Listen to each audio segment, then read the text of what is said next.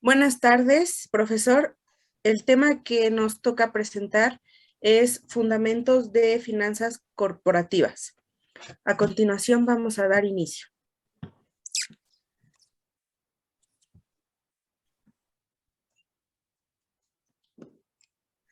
Bueno, pues para empezar, hablaremos de los fundamentos del derecho fiscal y los impuestos. Aquí se menciona que el derecho fiscal es un conjunto de normas jurídicas que se regulan y que regulan las relaciones jurídicas entre el Estado en su carácter de autoridad fiscal y los gobernados en su carácter de contribuyentes. Es decir, que pues el derecho fiscal es un conjunto de normas que regula la recaudación, la gestión y el control de los ingresos públicos de los estados y las administraciones públicas. También tenemos que el derecho fiscal se fundamenta en el artículo 31, fracción 4 de la Constitución Política de los Estados Unidos Mexicanos y nos menciona que es nuestra obligación, es decir, es obligación de los mexicanos contribuir para los gastos públicos, así de la federación como de los estados, de la Ciudad de México y del municipio en que residan, de la manera proporcional y equitativa que disponga la ley.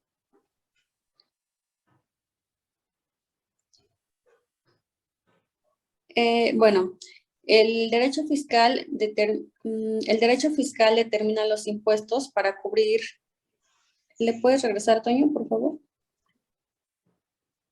El derecho fiscal determina los ingresos para cubrir el presupuesto de egresos de la Federación, de los estados y de los municipios. Es decir, que este va a recabar los ingresos para posteriormente, pues, para posteriormente que se ocupe este dinero para egresos y pueden ser para obras públicas, etcétera, que lo mencionaremos posteriormente.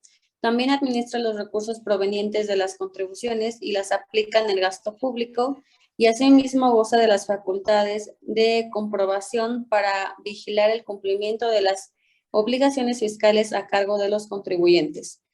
También se menciona que pues estas disposiciones pueden ser aplicadas y se mencionan en diferentes, como por ejemplo en la Constitución Política, también en los tratados internacionales de los que México sea parte, el Código Fiscal de la Federación, la coordinación fiscal, los códigos fiscales, y también pueden ser desde la ley del impuesto del valor agregado, la ley del ISR, entre otras, así como diversos reglamentos, decretos y circulares.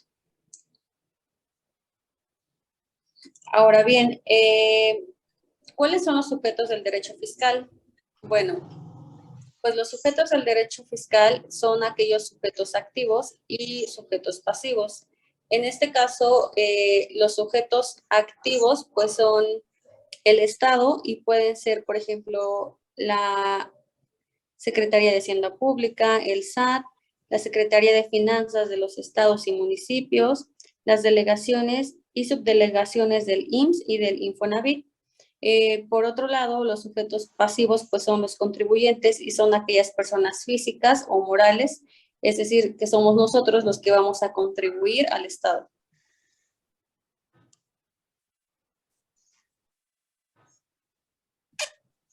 Ahora bien, ¿cuáles son las contribuciones de las que habla el derecho fiscal? Bueno, pues las contribuciones son los impuestos, pueden ser las contribuciones de mejoras, las aportaciones y los derechos. En este caso, los impuestos son aquellas contribuciones establecidas por la ley y que debemos pagar las personas físicas o morales, pues nos encontramos en una situación jurídica. Por ejemplo, esto puede ser las aportaciones que hacemos al IVA, o los impuestos al comercio exterior y al impuesto sobre la renta, que es el ISR. Las aportaciones de seguridad social, bueno, pues estas son pagadas por los patrones o por los trabajadores y también pues son retenidas por los patrones. Y estos pueden ser, el ejemplo es Infonavit, cuotas al seguro social, cuotas al sistema de ahorro para el retiro. Otra contribución, pues son las contribuciones de mejoras y estas son establecidas en la ley a cargo de las personas físicas y morales que se beneficien directamente por obras públicas. Es decir, aquí vamos a hablar de carreteras, banquetas, bardas, áreas verdes y servicios de alcantarillado, etcétera. Es decir, que son todas aquellas obras públicas. Y por último son los derechos y estos son las contribuciones establecidas en la ley por el uso o aprovechamiento de los bienes del dominio público de la nación, así como por recibir los servicios públicos que presta el Estado. En este caso, un ejemplo puede ser el pago de derechos por la expedición de células profesionales. También ahí entran las actas de nacimiento, los pasaportes, el registro público y otros. El derecho de petición y negativa ficta.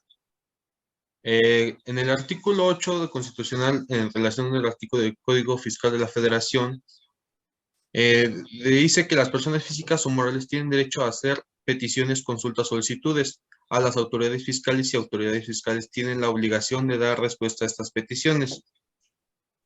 Entre ellas pueden ser peticiones, consultas y solicitudes. Los contribuyentes pueden presentar por escrito a las autoridades fiscales que formulen consultas o solicitudes autorizadas, y para ello tienen que tener el nombre, dirección, teléfono, registro federal de contribuyentes, actividades y hechos y circunstancias relacionados.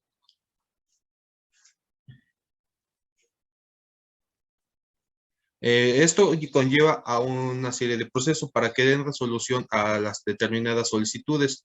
Estas pueden ser en un plazo de 3 meses y la autoridad tiene la obligación de dar respuesta. Posterior al plazo se considera que ha sido resuelta de manera negativa. Por lo tanto, el contribuyente puede accionar por sus medios en contra de la petición, por lo que puede hacer una revocación, contención o un amparo fiscal. Esto, ¿cómo se entiende? Por ejemplo, la autoridad tiene la obligación de dar respuesta a sus escritos en el determinado tiempo. Por ejemplo, si un contribuyente solicita la condonación de alguna multa a la autoridad y no resuelve esta solicitud en el plazo de 3 meses, se entiende que ha sido resuelta de forma negativa, por lo que la autoridad resuelve la condonación.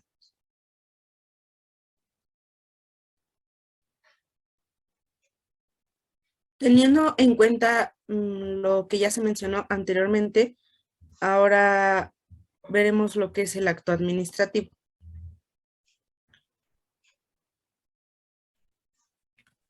Este acto administrativo se define como una declaración unilateral de voluntad de un órgano público, actuando dentro de una función administrativa.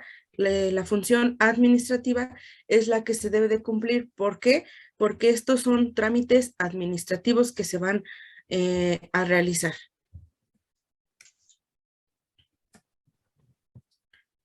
¿Qué realiza la autoridad en este caso? En este caso realiza la comunicación, da las órdenes y resuelve o ejecuta acciones cuando se configuran en la realidad de las hipótesis que se tienen sobre dicho caso. Toda petición administrativa es muy diferente. Entonces, la autoridad es la que se encarga de administrar esa petición en base a las hipótesis primerizas que se tienen. La siguiente.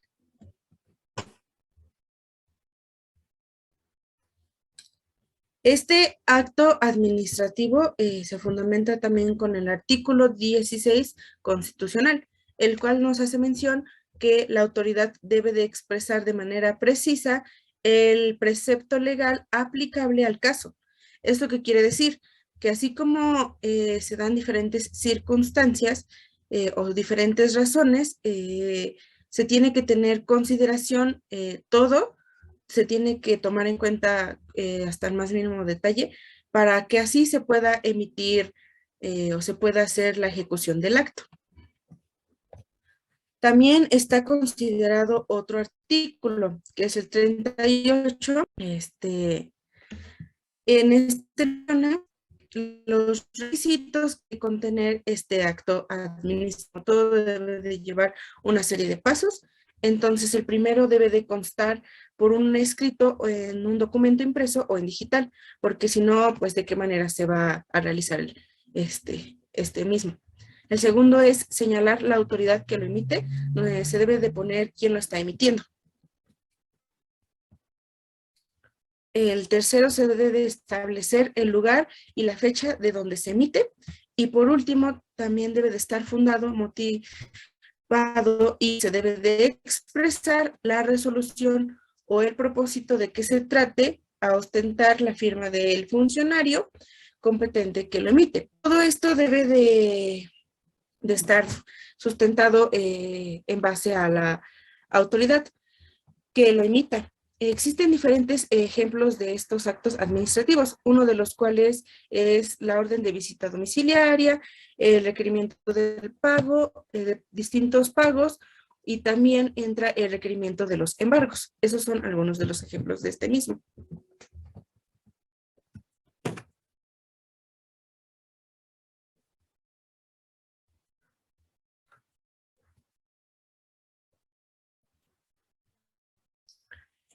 Ahora, también existen otras alternativas en las cuales son las notificaciones en materia fiscal, o sea, las notificaciones que nos pueden llegar del SAT. Estas se definen como un acto por medio del cual la autoridad fiscal da a conocer un acto o resolución a los distintos contribuyentes. ¿Qué entendemos por contribuyente? Un contribuyente es una persona tanto física o moral. Estas son indispensables, ¿por qué? Porque nos mantienen al tanto en caso de diferentes situaciones, como pueden ser adeudos fiscales, ya sean por recargos o actualizaciones de un crédito fiscal o un bien, también por contribuciones pendientes de pago. Todo esto nos sirve por si una notificación es muy importante, ya que si a nosotros se nos llegara a pasar algún pago, esta misma nos notifica antes de que nos pueda llegar una multa muy grande. La autoridad puede dar a conocer a los contribuyentes los actos administrativos de diferentes formas, como pueden ser de forma personal, por correo certificado, a través del buzón tributario, o también por el correo o telegrama. También puede ser por medio de edictos o por instructivos, o también por los estrados.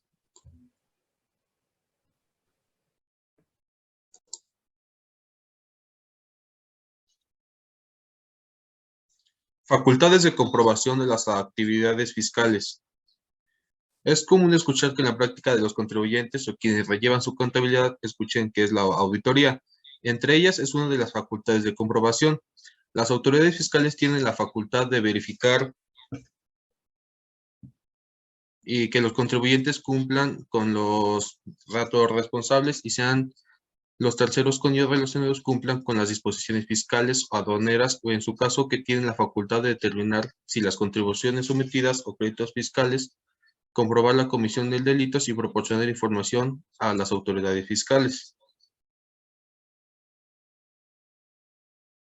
En virtud de sus facultades de comprobación, la autoridad fiscal podrá practicar visitas domiciliarias, revisión de gabinete, revisiones electrónicas a los contribuyentes o a terceros. También puede dar informes y datos que posean un motivo con sus funciones. Un ejemplo de ellos es la Secretaría de Hacienda y Crédito Público. A las autoridades fiscales o a las entidades federativas podrán solicitar una visita domiciliaria a los contribuyentes y estos exhibirán sus datos y documentos que acrediten que están presentando sus declaraciones en tiempo y forma y que han pagado sus impuestos conforme a la ley.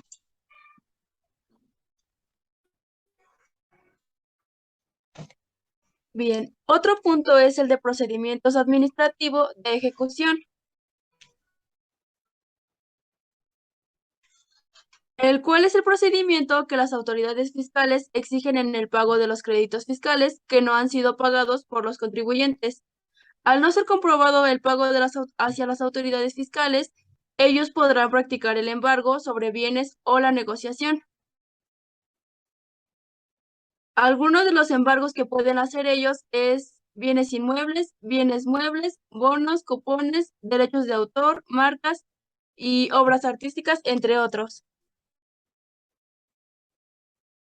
Y lo que ellos no pueden embargar son los muebles que no sean de lujo del deudor, el patrimonio familiar o ya sea maquinarias, instrumentos o mobiliarios indispensables para el ejercicio de la profesión.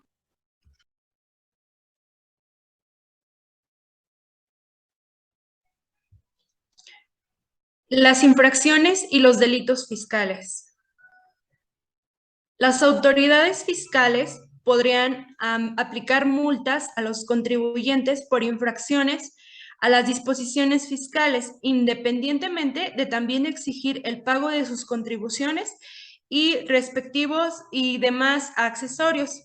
En cuanto a los delitos fiscales, el procedimiento y los juicios penales, la Secretaría de Hacienda y Crédito Público tendrán en carácter de víctima o de ofendido aplicar el procedimiento o juicios penales que se lleven a cabo conforme al Código Nacional de Procedimientos Penales, y los abogados de hacendatarios podrán actuar como asesores jurídicos. El contrabando y la defraudación fiscal son delitos previstos en el Código Fiscal, donde también se establecen sanciones y penas aplicables. En cuanto a los medios de defensa, les presento a continuación los 4 principales, que son recaudación de revocación. En defensa de materia fiscal, son los que se interponen ante los actos administrativos y ante la propia autoridad competente. El siguiente es el juicio contencioso. Este es administrativo y se mueve ante el Tribunal Federal de Justicia Administrativa. Y el último es el amparo. El amparo en materia fiscal es otra de las inconsistencias en las que impugnar los actos o a las autoridades fiscales.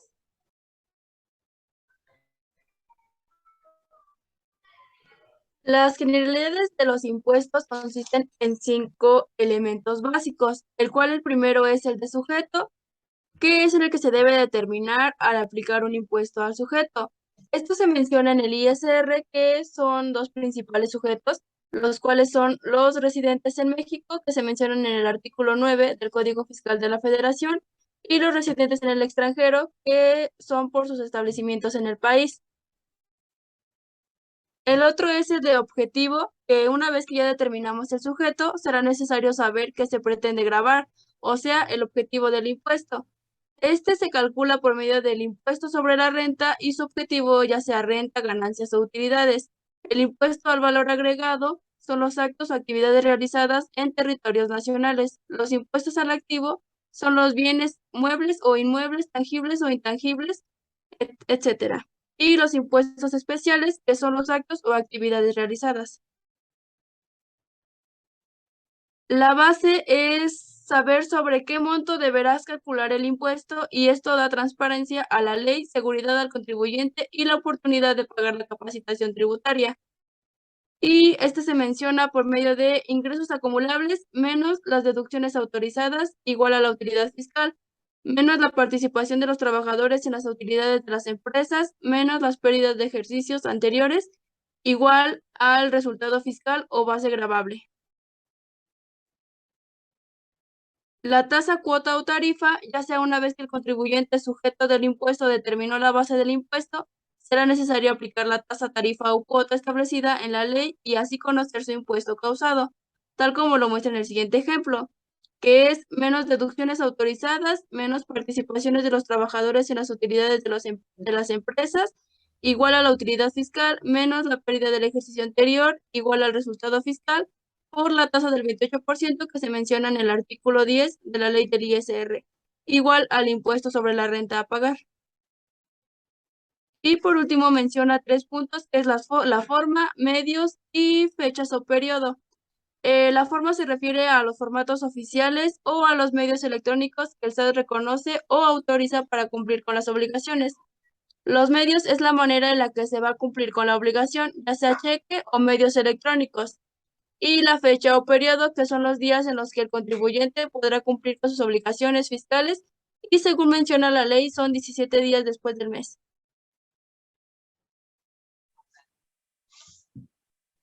Y bueno, en conclusión podemos decir que el derecho fiscal se entiende como todo aquello que se relaciona tanto con ingresos como con egresos del Estado, y estos provienen de los contribuyentes, que fue lo que ya mencionamos anteriormente, y las relaciones que ellos tienen como objeto pues es recaudar ingresos necesarios para la atención de servicios públicos y para el logro del bien común de todos.